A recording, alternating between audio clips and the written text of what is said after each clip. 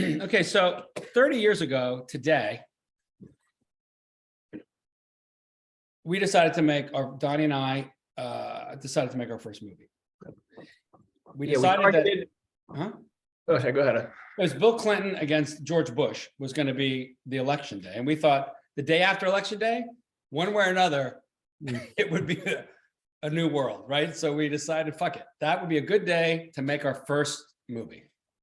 So then we decided what better day to start my little weird channel or whatever the hell this is going to become. And Donnie is going to have his channel to bring back My Life's in Turnaround, put it on the internet for everyone to see, because it's been out there, but it's been hard to find. Yeah, I mean, I think what we're up against is the distributor that we had went under and they lost all our materials. So we never were able to make, a HD version. And so, we finally decided, like, let's just put out the version that we have, That's actually true. I'm glad you said that because I forgot that. A great company, IFC, we made a sequel, which we'll talk about some other time, 10 years later, called They're Out of the Business, which IFC picked up, and they were going to pick up My Life's in Turnaround and put them out as like a package deal. But as Donnie said, we couldn't HDify it because all materials got lost and they wouldn't take it unless we could HDify it. So anyway, we thought it'd be a poetic, nice circle to 30 years later, put it out. So we thought we'd do a little conversation, if anyone's interested, about some thoughts we had about making it, putting it out.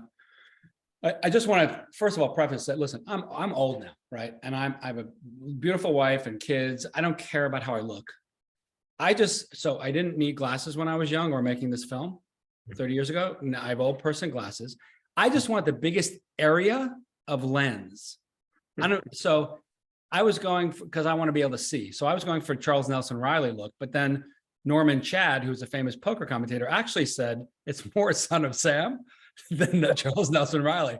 And I looked up Son of Sam, and maybe if I figure out how to do some graphic, it literally is Son of Sam glasses. Literally are Son of Sam glasses. But I'm doing a thing where I think they're like weirdly fashionable. I don't know. Donnie really is fashionable, and you can see he has fashionable glasses. Do you think I can make this be fashionable? Not that I care. Or is it straight up just like I look like a complete idiot? Totally works. It looks like a definitive choice. All right, anyway. So I had been driving a cab for 8 years and writing screenplay after screenplay in the 80s, couldn't get arrested, couldn't sell anything. Well, I could get arrested for felony bribery, trying to get a red light ticket, which we actually put in the movie, but couldn't do anything in the film business.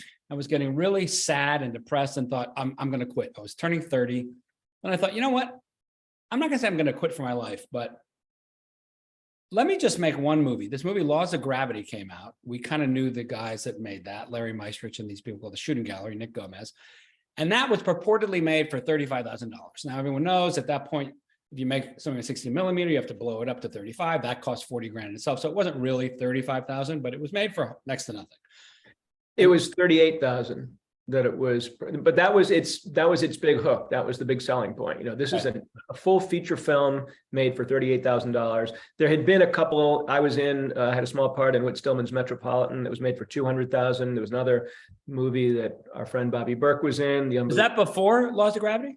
Yep. And Hal Hartley's movie, The Unbelievable Truth, was also about $200,000. So I'd known about these $200,000 movies and started to think, after being in Metropolitan and seeing it actually nominated for an Oscar. But wait, are you sure those were before Laws of Gravity?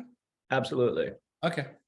So, She's Got to Have It. What She's Got to Have It wasn't before. Maybe they were all, I don't know. Okay. She's Got to Have It was 87.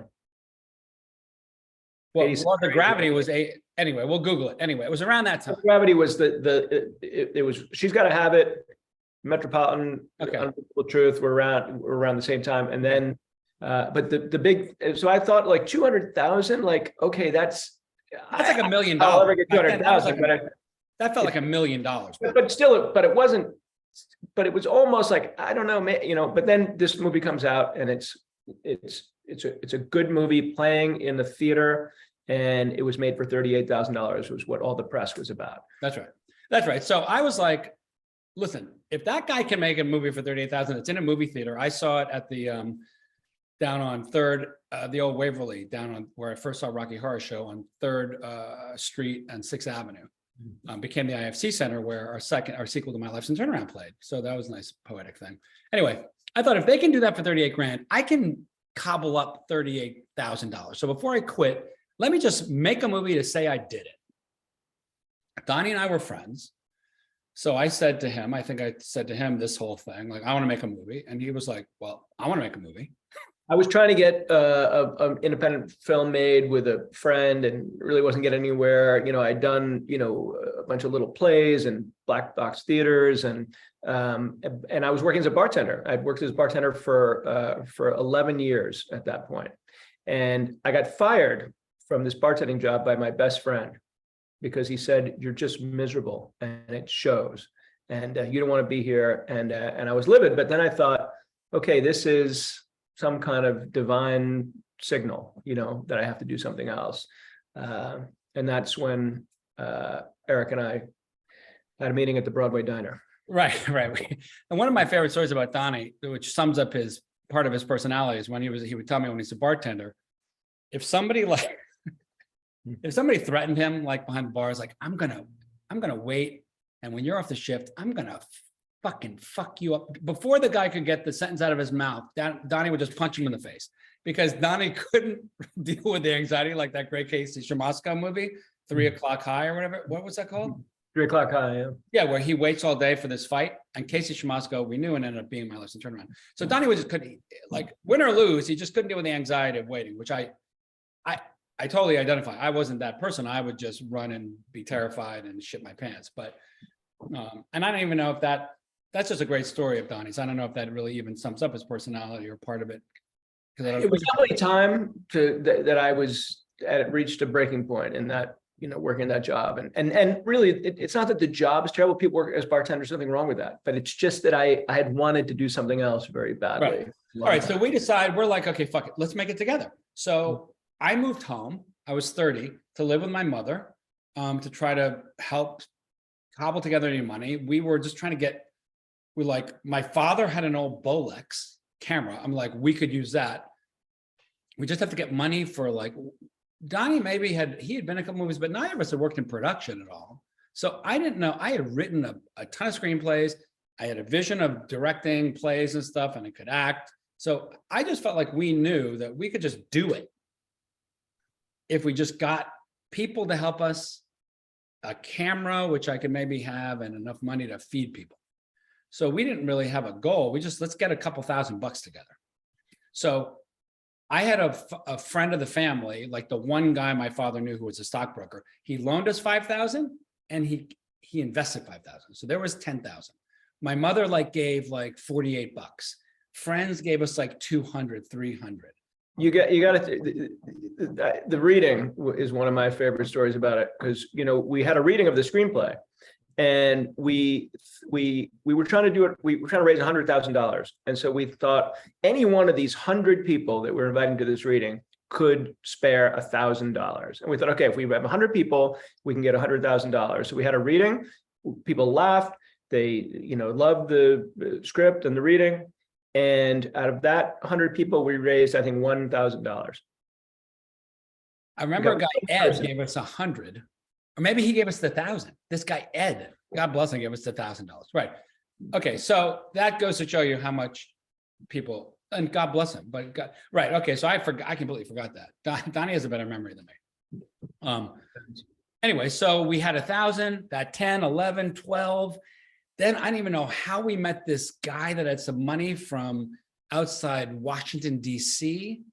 And a friend of mine who said, I know some guy, this guy, Harry, he's got money. Right. I think we can get him to invest. You got to come to DC and come to the Gold Cup horse race. So we went to the Gold Cup horse race.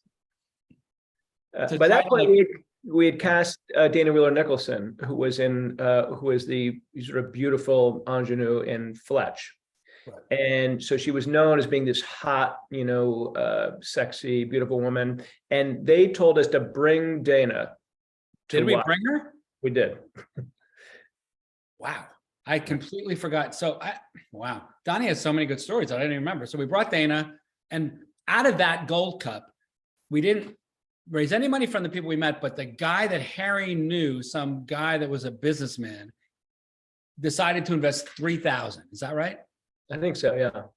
So now we're up to like 16,000. So then we went to this tiny company called Arrow, and we met a guy there, and he said, listen, we'll give you 60 grand. If you get 60 grand, was it 60 and 60, or is it 120 and 120? No, I think that sounds right. Okay, so 60 and you bring 60, and then we'll distribute your movie. We're like, hey, we don't have 60, but why don't you give us 60 and we'll make the whole movie for that? The guy's like, no, that's not how it works. We're going to give the last 60. You have to get it in the can for 60. Yeah, we want the production value that you're going to get for 120. And we'll give you the finishing money. We're like, well, we don't have 60 grand. I think it might have been 120 and 120. Anyway, we had nothing like it. So we said, no, thank you, sorry. And we cobbled together $28,000. And we said, that's enough. And there was a friend of Donnie's named Chris Harrison, who was independent filmmaker, who said, Matthew Harrison, a friend of Donnie's who was a filmmaker. And he said, I'll give you one piece of advice. You pick a start date and you do not move off it. And your best friend, like Judas, will come to you and tell you all the reasons why you can't start on that day. You get a better actress if you wait a month. This guy that has money is just traveling in France. He'll come back. He'll give you more money. You don't do any of that. You start on that day, no matter what. And we took that to heart, right? And we said, okay. And we picked the day after election day, and we started. And we met this guy, this Australian guy, who said he had a crew of people. And we made a deal with him, like we had no money, but give him some. I think we put up a sign at NYU Film School or something. Oh, that's what we did. Yeah. And he called. That's where we found that guy. Yeah. And he came with a team, and God bless him. He came with a team of like 7 people, and that was our crew. And he said, my team will make this movie with you. And we said, great. And he was awesome. And that team did it. And we showed up. So we picked that day. So we needed the cast. While we're writing on a yellow legal pad, we wrote the whole movie in the Broadway diner that I was in 4 days ago, by the way, Donnie. I almost called you. My wife was running the marathon. We went back there. The same guy is there who owns it. He's now gray-haired and old. I've known the guy for 40 years. We were writing on a legal pad, and Martha Plimpton walks in because she lived in the neighborhood. And I'm like, and I ran up to her and said, hey, will you be in it? We're writing a movie over there in that booth. Will you want to be in it? And she was like, okay. So we had Martha Plimpton. I had picked up Phoebe Cates in my taxi cab like a couple months earlier than that. And so I got in touch with her and said, will you be in the movie? She's like, sure.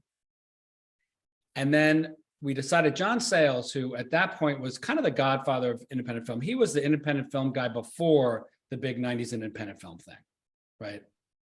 Yeah, so he was John Sayles. Return of the Secaucus 7 was probably the movie that was sort of the put him on the map. Baby, It's You. He had done these independent features. He was known for being a guy who made a living doing rewrites or writing scripts for horror movies like Piranha. But he made his own movies, and he did his own thing, and he was really sort of the godfather of independent film. And I'd gone to see him once speaking at a panel at the independent film market, and I introduced myself, and I reminded him that he had played my great grandfather Ring Lardner in his movie 8 Men Out. And so when we started to make the movie, I wrote him a letter. So tell him about who your grandfather was, and like my great grandfather was a sports writer, very famous in the early 20th century. Started out as a sports writer, became a short story writer. Scott Fitzgerald helped him get his stories published through Max Perkins at Scribner's. He was very famous, but he was a guy who was writing about the Black Sox scandal. He was that's what the movie 8 Men Out, 8 Men reporters who really sort of broke that story. That. Yeah. So he played Ring Lardner in the movie, and so I wrote him a letter saying, "Hey, would you be willing to do us a favor and play this sleazy Hollywood producer?" And he agreed to do it. Right. So so Donnie had this. I mean, how do you turn that in a letter? You played my great grandfather, great uncle. What was it? Great grandfather. You played my great grandfather in a movie. Like just that alone, you have to be in our movie. And we're like you. We're independent filmmakers. You're like a hero / trailblazer for us. And we're going to cast you in the antithetical role of who you are. which is some completely sleazy Hollywood type. So our first day, so we're all ready to go. We're first day, and Donnie has a little beat up Chevy Omni Dodge, Omni. and we have like, we're juggling like bagels and coffee, and it's 5 a.m, and we're driving to, and again, so the way to do this is you shoot your own houses. Donnie knew a guy that owned JG Mellon, the bar. I used to work there as a bartender, so I've known them my whole life. My dad was in the bar business, so I knew Jack and George. Right. So the only way to make a movie like this, listen, this is back when, before you could shoot a movie on your iPhone for $20, right? I mean, you still had to get 16mm film. You had to have some thousands of dollars. You had to pay people to eat. Yeah, No, you didn't have to pay people. You had to, I'm sorry. That's a big difference now. People would die to be helping you make a movie. We paid something though. We paid something to every crew member. We paid something, not much, but you had to feed everybody. Well, you forget them. I don't remember paying them any salary. I think we did. I think we paid everybody like, car $50 fare a day or something. like a bus token. Anyway, like, it's not like today where these kids are like, and it's not their fault. Everybody and their mother can make a movie on an iPhone. So it's not a rare, amazing thing to be able to make a movie. So it's not really these kids' fault when they grow up in this culture. They're like, well, you got to pay me. You got to pay me because everyone's making a movie. I got to get paid for my time. Back then, that wasn't the case. No one could make a movie. No one could make a movie. I think it's really hard to really, you couldn't, there were no laptops. You couldn't edit on it. You couldn't do sound design. You couldn't do sound editing. You couldn't do none of the stuff that you could do. You couldn't do, you had to do Foley for sound. You had to go to Foley studio and have somebody stomp on the floor with bricks or whatever it was. You had to work at a sound studio and to get the film process, to color timing. There's nothing that you could do digitally. To cut the film on a Steenbeck, hours and hours. You had to mark Google these things. Anyone who's young, you don't even know what these things are. This is how you made film in the old days. It was really hard and really expensive and labor intensive and costly. And you had to buy film. So unless you knew someone at the lab or someone's going to give you free film, you had to pay for film. So there were some hard costs you could not get around. Yeah. Film was the main one, and development. Yeah. Right. So you had to have some money. So we got 28 grand. We have this crew. We're driving there, and we turn the corner to the bar, and there's already a truck there, a little tiny white truck, and they're offloading these like shiny light stands. And I remember thinking, who are those people? Like, wait, they're not here for us, are they? Like, how'd they know to get here? They got here before us. We're like the writer, director, stars of this. Like, it was the most exciting moment of my life, and I almost brings tears to my eyes to this day. It was so exciting because I had driven my cab and sat across from film sets, looking at movie sets in New York City and almost crying, wishing that I could be there. And I didn't want to set foot on a film set till I was the writer, director, star, in this case, co-writer, co-director, co-star. That's just me. Some people work their way up. I was the kind of person that I didn't want to walk on the set until it was mine. And so the fact that I was being able to walk on there, it just blew my mind. And so then the first scene is with John Sayles. He is a sleazy producer, and Eric and I, playing these sort of clueless, but enthusiastic and earnest filmmakers, are pitching him our idea for a personal movie about our lives. And so we go to shoot the scene and say, where do you want to put the camera? The DP asks us where we want to put the cameras. I guess here. And very quickly, we realize we are fairly clueless about screen direction. And John Sayles, we said, put the camera here, shoot, between us to, and then you come on this side and you'll shoot. I think very sweetly, he kind of like pulled us aside and whispered to us because he didn't want to like, no, he was like idiots in front of everybody. He said, you're crossing the line, right? And we're like,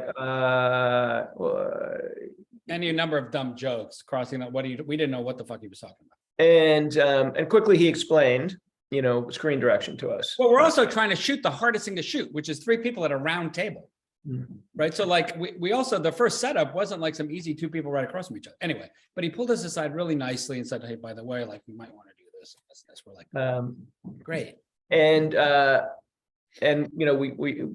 we finally figured it out, and we shot the scene, and he was fantastic. I mean, he just really brought it as this real kind of sleazebag, looking only for like the sort of easiest sell genre stuff, and he basically chased us out of the restaurant, and that was great. It sort of gave us a big charge on our first Oh day. man, yeah, it was so great. And he was such a human being. He was the sweetest, most generous, kind person with these two knucklehead guys, lovable but knuckleheads trying to make a movie, which is what our movie's about. Running out of time. This meeting will end in 10 minutes. Upgrade now. Fuck, what the fuck? I'm not going to upgrade anything. You still there, Donnie? Yeah, I'm here. What you can do is you can, I think, stop and start a new session. Where'd you go? I'm lost. I can't find you. Do you see me anywhere? Yeah, you're right here in my gallery. Right here.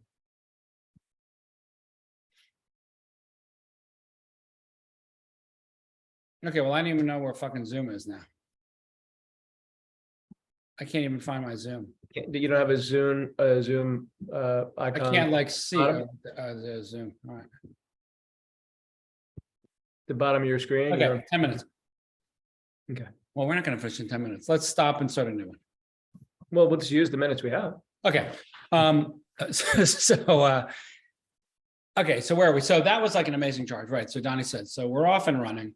First, let's talk about our shooting schedule. I think our shooting schedule, was it initially 12 days, 11 days? Was that our 6 and 5? 10 days. No, maybe you're right. Yeah, a 6-day week and then a 5-day week. It was 1 day off, Sunday off, and then 5 days. So and we had we didn't know anything about turnaround, giving a crew 10 hours, 12 hours turnaround. We didn't know about that. We didn't care about that. And thank God our crew didn't either. They were just all in it.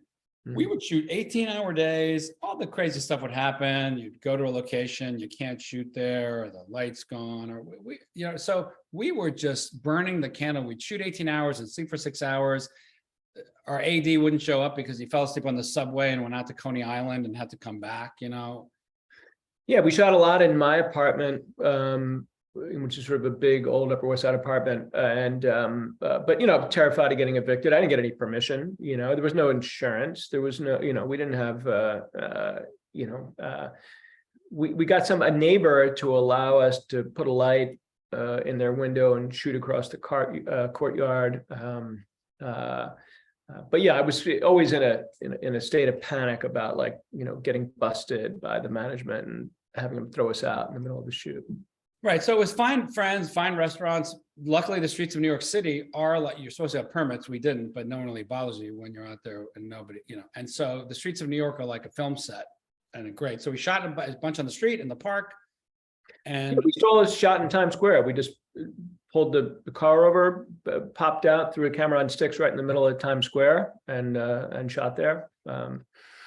Right. So then we finished the movie, and we go to the biggest post house called Sound One that existed in New York, and we had a meeting with one of our angels, a guy named Bill Nisselson, who tragically died of lung cancer like the week after he stopped smoking. Okay. Heart attack. Stopped smoking after 40 years and then died of a heart attack, like, I don't know, 20 years ago. Yeah, a true hero to many independent filmmakers in New York. So, again, this is a time when you had to do very expensive post sound work on a film, on feature films.